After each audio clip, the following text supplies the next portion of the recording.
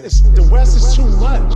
No, the East is a joke. To finish, we have no idea. We could rattle off 8 teams. You said 3 in the East. You could rattle off 7 in the West. And all this East and West that needs to stop.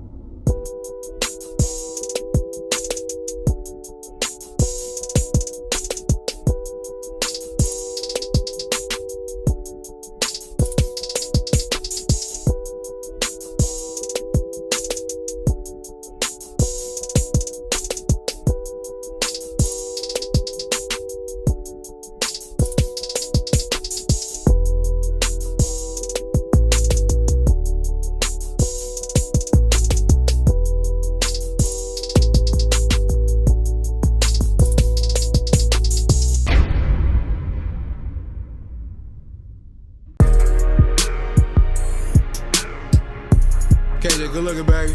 Yeah. 7 days a week, I've been working 7 days a week. I've been. As a person that loves the sport of basketball and a person that loves the NBA, our favorite time is approaching. All-Star Weekend. Yes. The dunk contest, the three-point contest, and to top it off, the All-Star Games. And the highlights are insane. Like, every year, they're insane. But it actually got me thinking, maybe, just maybe, there's a difference between the conference. The East and the West, it's just different. So I sat back and I did some research, and to my knowledge, I came to the conclusion that Western Conference have a higher calling card compared to the East. What do you mean by a higher calling card? I'm talking about a higher standard from their players. Take 2 players from each conference and notice how similar their stats are. Yup, 24 points with 36% shooting from the field. Pretty promising. Looks like all-star stats. Well, that's actually Donovan Mitchell's stats from last season, where on the other hand you have Bradley Beal's stats from his very first all-star appearance. And that was the 2017 to 2018 season. And he averaged 23 points with 35% shooting and 4.5 assists per game. Let's take another one. Devin Booker stats from last season, 27 points per game with 46.7% shooting from the field with 6.8 assists. Kyrie Irving stats last season, 23.8 points per game with 48.7% shooting from the field with 7 assists.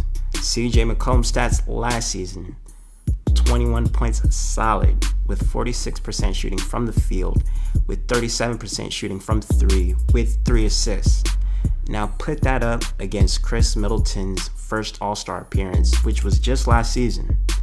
18 points per game with 44% shooting from the field, 37% shooting from the 3, and 4.3 assists per game. Then I said, maybe I'm tripping. Let me actually take it a few years back. And then I time traveled back to the 13-14 season. Joe Johnson put up 16 points per game with 45% shooting from the field, averaging 3 rebounds when he was on the Brooklyn Nets. Rudy Gay, on the other hand, had 19 points per game with 38% shooting from the field, averaging 7 rebounds per game. And that was 18 games into Toronto. So that wasn't even All-Stars yet. Then he got traded to Sacramento. Now you would actually think that his game stopped a little bit. But nah, it didn't. He averaged 20 points per game with 48% shooting from the field, 5.5 rebounds per game. And he didn't make All-Star. It's crazy because the real ones know that prime Rudy Gay was balling out. Now the final comparison from the 2010 All-Star.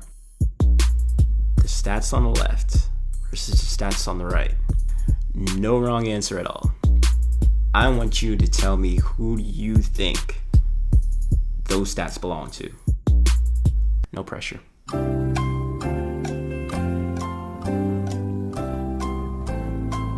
You guessed it, Monte Ellis and Derrick Rose.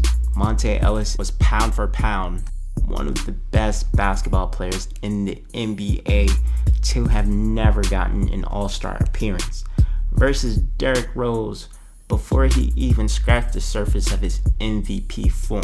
And yes, that was Derrick Rose's first All-Star appearance. And that's when Monte Ellis was playing for the Golden State Warriors down in the West Coast. And Derrick Rose, of course, was playing for the Bulls. The thing that makes this worse is the fact that this was Monte Ellis' career high. 25 points per game with 45% shooting. 2 steals per game with 5 assists. Derrick Rose, you had 21 points per game, 49% shooting, 6 assists with 0.7 steals. And that is my evidence that shows that the Western Conference definitely calls for a higher demand from their players, especially when it boils down to who they feel should get the All-Star slot.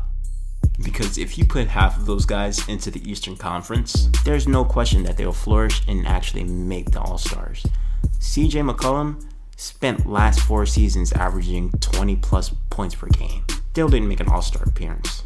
Whereas Jaylen Brown, on the other hand, who just started averaging 20 points per game this season, already has a higher chance of making an All-Star appearance than CJ McCollum. Both shooting guards, both second scoring options. Not saying one is better than the other, but it just shows you the drastic gap in between the two. Case in point, we're already halfway through the season, and guess how many players are averaging 25 points or higher? 14 players in total. Only 4 being from the Eastern Conference. The rest are from the West. And by no means am I saying the West is better than the East. It's just something to look into, especially when you have players that are performing on playoff contending teams in the West at a very high level and still not making All-Stars. And that's all we have for today. I hope you guys enjoyed the video. And as always, subscribe to the channel. I'm KJ, the producer, and I'm out.